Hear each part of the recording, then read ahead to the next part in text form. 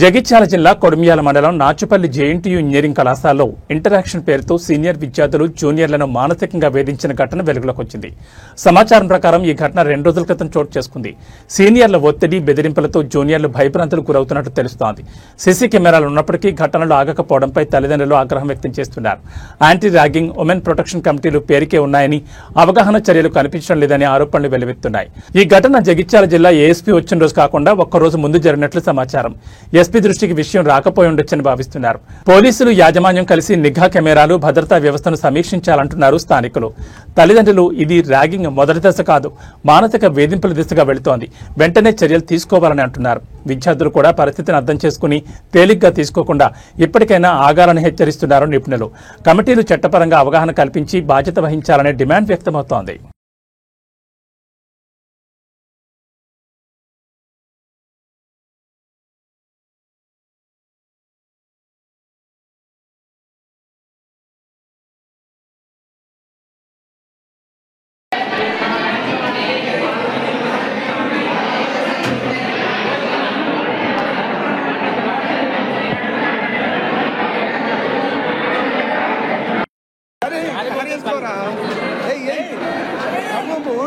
నడుమోపు